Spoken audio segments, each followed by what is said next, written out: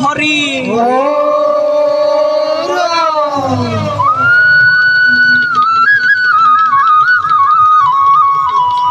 ওয়ারে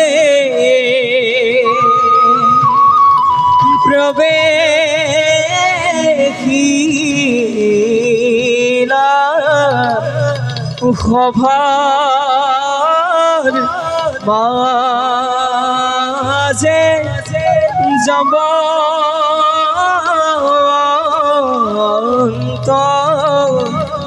বীরয় ইয়ারে প্রবেশিলা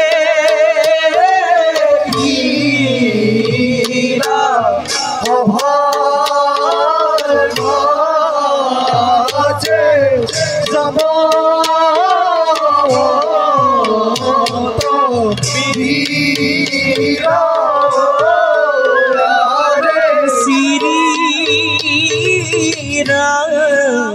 রাম মহাভক্ত দেখি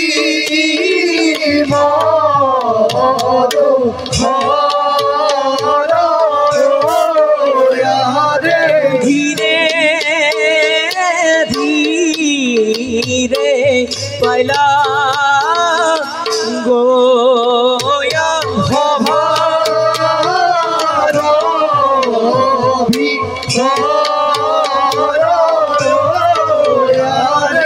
রাম হরি রাম হরি মুরারি রক্ত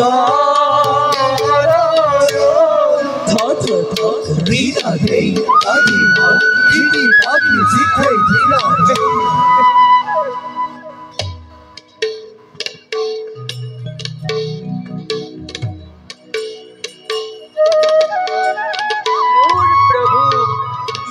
রামচন্দ্র আজিও আগমন হল ত্রেতা যুগতে মোক দিছিল আশ্বাস দ্বাপর যুগত আমার দুয়ো হব মিলন কিন্তু কিন্তু কতা দ্বাপৰো দেখো হে হওঁ হওঁ মোৰ আশা অপূৰ্ণ হৈ ৰব নেকি যদিহে মই প্ৰকৃত ভক্ত আছিলো তেন্তে প্ৰভুৰ কৃপাৰ পৰা কদাপিতো বঞ্চিত নহওঁ যাওঁ এতিয়া মই প্ৰভুৰ চিন্তাত মনোনিৱেশ কৰোঁগৈ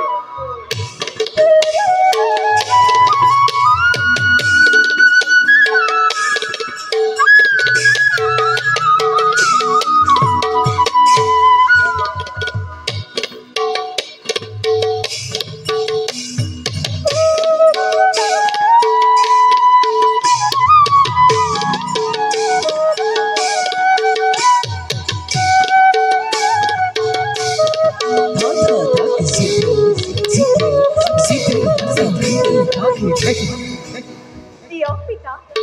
শ্যামন্ত মণিটো আমাৰ মন্দিৰতে স্থাপন কৰোঁ মা কিন্তু মণিটো বহুত সাৱধানে আৰু সযত্নে ৰাখিব লাগিব কাৰণ স্বয়ং কৃষ্ণও এই মণিৰ প্ৰতি আকৰ্ষিত নহয় দাদা মণিটো মোক দিয়ক প্ৰসেন তোমাক আকৌ মণিটোৰ কিয় আৱশ্যক প্ৰসেন ভাবিছো মই মৃগয়ালৈ যাম মণিটো দিলে বিপদৰ সম্ভাৱনা আছে কনিষ্ঠ পিতা তুমি কিয় পাহৰি গৈছা সত্যভামা যি স্থানে থাকে সেইটো শ্যামন্তক নাহিকে দুৰ্ভিক্ষ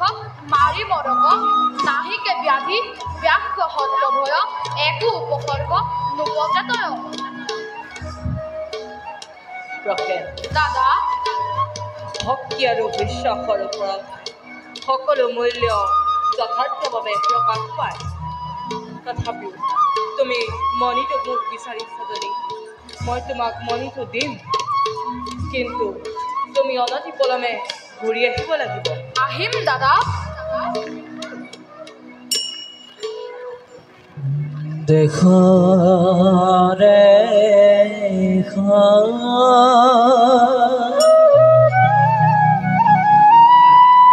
সর্বজনে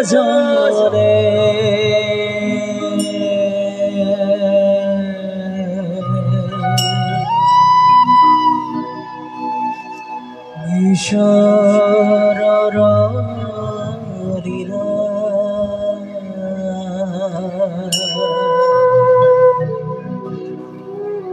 শ্যামন্ত বণিক পাশে পখে দিলা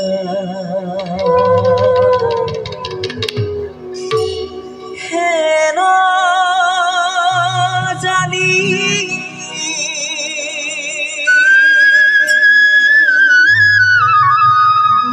খবা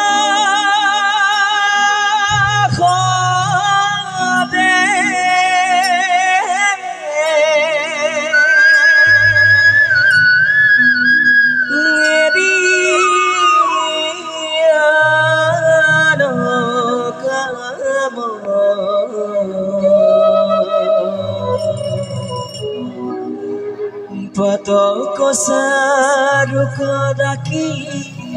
Budarama Rama Budarama Rama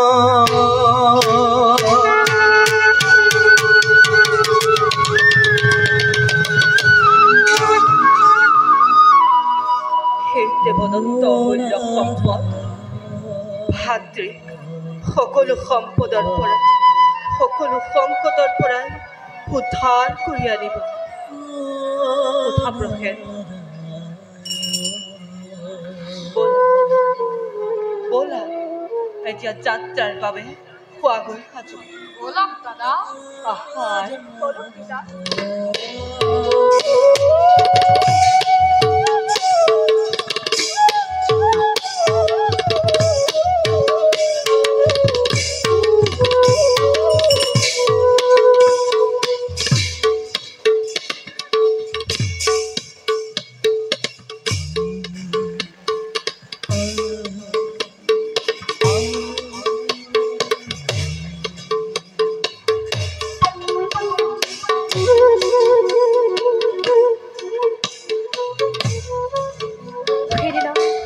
সিদিনা বৰুণৰ বাক্য যদিও মই গুৰুত্ব দিয়া নাছিলোঁ কিন্তু কিন্তু নৰকাসুৰৰ চিন্তাই মোক উদ্ভ্ৰান্ত কৰি তুলিছে মই আজিয়ে গৈ দেৱসেনাপতি কাৰ্তিকক ৰণসজ্জা প্ৰস্তুত কৰিবলৈ ক'ব লাগিব নহ'লে যিকোনো মুহূৰ্ততে সেই পাপী নৰকাসুৰে স্বৰ্গত আক্ৰমণ কৰিব পাৰে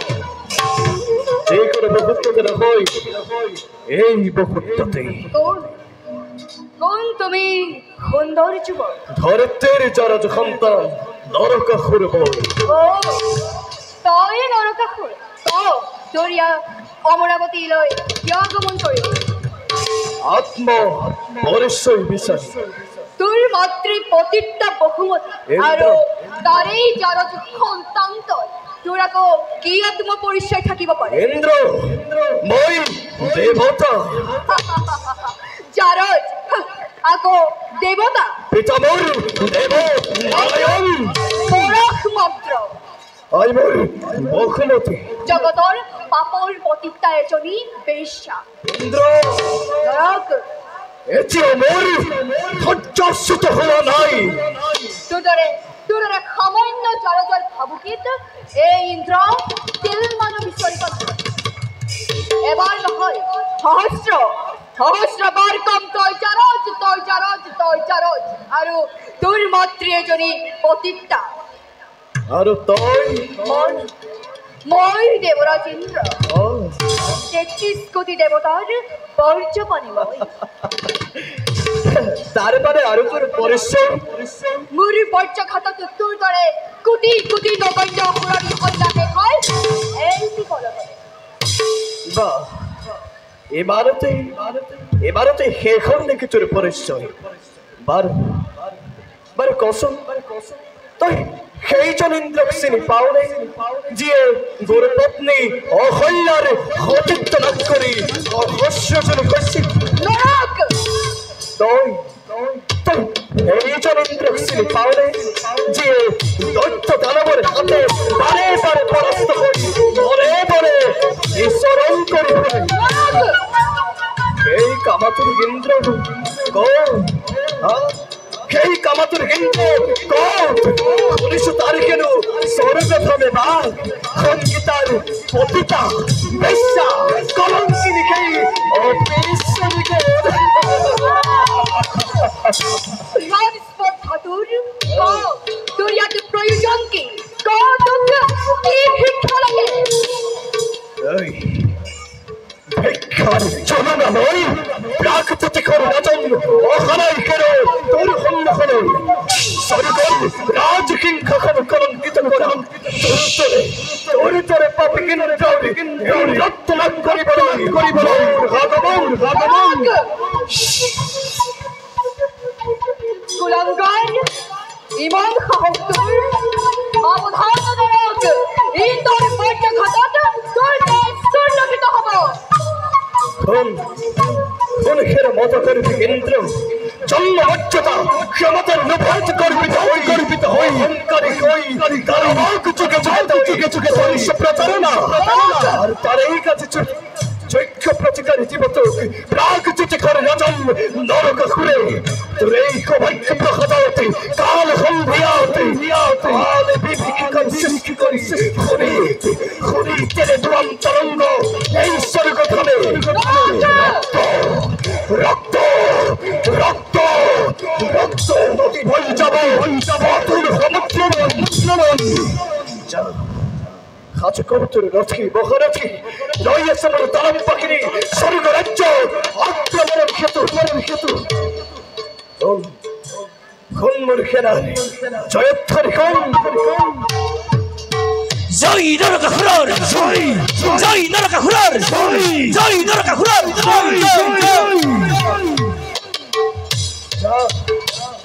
আরে বেশি পড় নাই ওরে পড়ে ওরে যেন পাপি লাভ করি সেদিন প্রথম মই অন্তর ভিতরে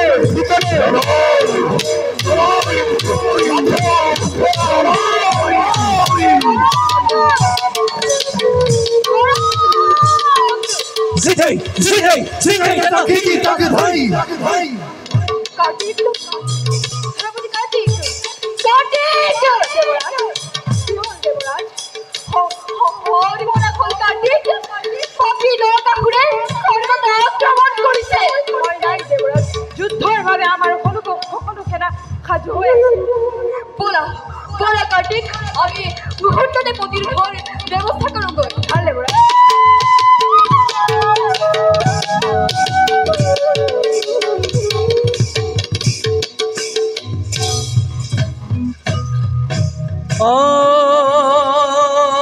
হরি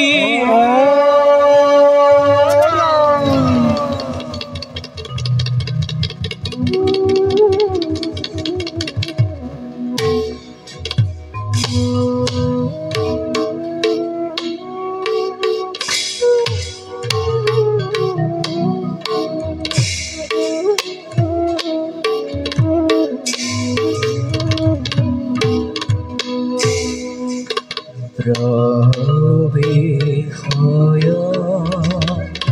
সভার মাঝে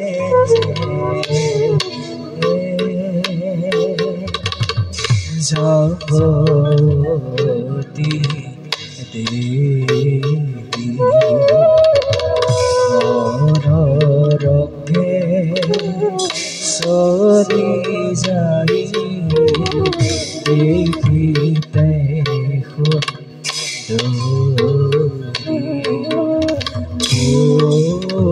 হরি দেখিতে সুন্দরী হরি দেখিতে সুন্দরী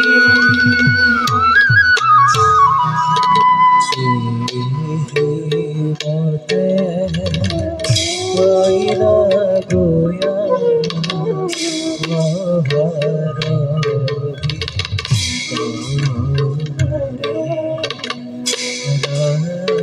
হরি কইরা গুলানি রন করে হরি কইরা গুলানি রন করে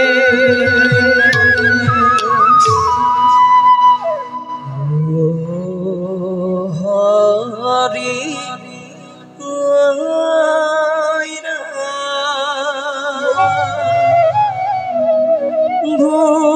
ভুলানির অন্তরে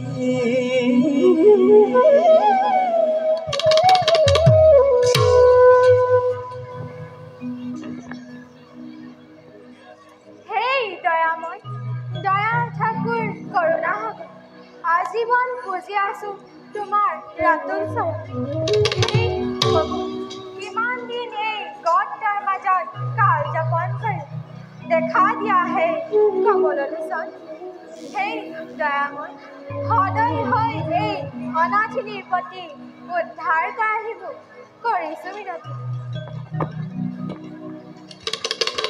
যাওঁ প্ৰভুৰ পূজা কৰোঁ সমাপন